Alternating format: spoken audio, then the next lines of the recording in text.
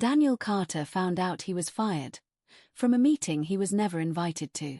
It happened on a Tuesday morning. He walked into the office lobby in downtown Chicago, coffee in hand, same as every day. But the security gate didn't open. He swiped his badge again. Red light. He frowned. Swiped again. Red light. The security guard, a man who'd greeted him every morning for 3 years, avoided eye contact. "Sorry, Daniel," the guard said quietly. "Your access was revoked last night." Daniel felt his stomach drop. There must be some mistake. The guard hesitated, then said the words that would change everything. "They said you resigned." Daniel froze. "I didn't resign." The guard looked at him with something that almost resembled pity. "They have your letter." Daniel's heart started pounding. Because Daniel Carter had never written one. He walked out of the building slowly, his entire life collapsing in silence. And across the street, 20 floors above, behind a wall of glass, his boss, Richard Vaughn, was watching. Smiling. Daniel Carter wasn't the kind of guy who complained. He believed in hard work. He believed in earning his place. He was the first person in his family to work in corporate America. His father was a mechanic. His mother worked night shifts as a nurse. They taught him one thing: no one is coming to save you. You build your own future. And Daniel did. He graduated college with debt, no connections, and no safety net. When he got hired at Halstead and Burke Consulting, it was the biggest moment of his life. Glass building. Corner offices. People in tailored suits talking about million-dollar contracts. For the first time, Daniel felt like he belonged somewhere bigger.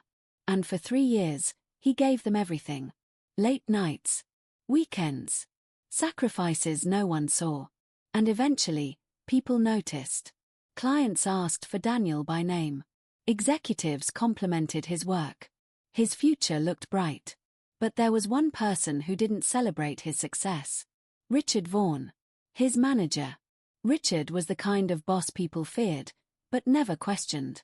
He had perfect hair, perfect suits, perfect reputation. He smiled often, but his eyes never smiled. And Daniel made a mistake. He became valuable. More valuable than Richard was comfortable with. At first, it was subtle. Richard stopped including Daniel in important emails. Then meetings. Then client calls. When Daniel asked, Richard would smile and say, "Don't worry about it. I've got it handled." But Daniel knew something was wrong.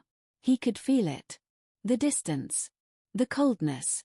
The quiet hostility. And then, one night, everything changed.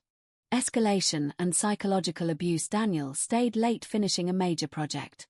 It was the biggest account the company had landed all year. He spent weeks on it. Every detail. Every number. Every slide. Perfect. The next morning, the entire department gathered in the conference room. Richard stood at the front, presenting Daniel's project. Except, Richard never mentioned Daniel. Not once. He took the credit. Every idea. Every strategy. Every solution. Daniel sat there in silence. His chest tight. His hands clenched. No one said anything. Because everyone knew how Richard operated. After the meeting, Daniel approached him. "Hey, I noticed you didn't mention my name." Richard looked at him calmly, then said something Daniel would never forget. "Perception is everything, Daniel." He leaned closer. "And right now, the perception is that I'm the one they trust." That was the moment Daniel realized. This wasn't an accident. This was deliberate. From that day on, Richard began dismantling him piece by piece. Emails Daniel never received. Deadlines Daniel was never told about. Mistakes Daniel never made, but was blamed for. And the worst part? It was invisible. Psychological. Impossible to prove. Richard never yelled. Never insulted him directly. He simply rewrote reality around him. And slowly, people began treating Daniel differently. Colder. Distant. Uncertain. Doubt is contagious. And Richard was spreading it perfectly. Then came the final move. The resignation letter. Forged. Clean. Permanent. Richard didn't just want Daniel gone. He wanted him erased. Psychological revenge and public justice. Daniel went home that day and sat in silence. He felt anger, humiliation, betrayal.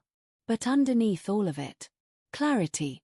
Richard thought Daniel was powerless. That he would disappear quietly. That he would accept defeat. Richard underestimated one thing. Daniel paid attention. Months earlier, Daniel had started noticing inconsistencies. Small things. Emails that didn't make sense. Conversations that felt manipulated. So he started saving everything. Not out of revenge. Out of instinct. Every email. Every file. Every timestamp. Every inconsistency. He didn't know why at the time. But now he did. Daniel didn't confront Richard. He didn't argue. He didn't threaten. He waited. Because men like Richard always made one mistake. They got comfortable. 3 weeks later, Halstead and Burke announced a major executive review. Senior partners. Regional directors. Corporate leadership. Richard would present his department's performance. It was his moment. His promotion depended on it. The conference room was full. Executives. Partners. Decision-makers. Richard stood confidently at the front. He began presenting. Calm. Controlled. Certain. Then the screen changed. Richard frowned. That's not my slide. An email appeared on the screen. Sent from Daniel's account. The resignation letter. Then another screen. Metadata. Login records. Security access logs. Showing Richard's credentials. Showing he had accessed Daniel's account. Showing he had forged the letter. The room went silent. Richard's face turned pale. This isn't real, he said. But it was. Because Daniel had scheduled the evidence to send automatically. Richard couldn't stop it. Slide after slide exposed everything. The manipulation. The sabotage. The lies. Executives stared at him. Not with anger. With disappointment. Richard's power wasn't real anymore. It was an illusion. And now, everyone could see it. Security entered the room. Not for Daniel. For Richard. His career ended in silence. Just like Daniel's had. Except this time. Everyone was watching. Consequences and emotional closure. A week later, Daniel received a phone call. It was the CEO. He apologized. Offered Daniel his job back. Higher salary. Higher position. Daniel listened quietly. 3 years ago, he would have said yes instantly. But something had changed. He realized something important. He didn't need their validation anymore. He had proven the truth.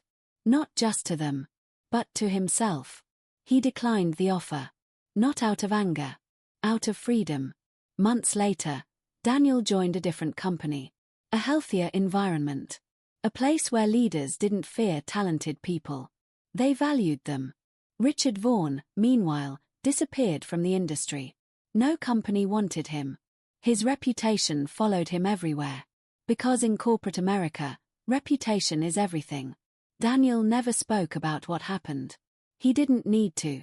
Because the greatest revenge wasn't destroying Richard. It was surviving him. It was proving he couldn't be erased. It was taking back control. And walking away stronger. Some people try to destroy you in silence.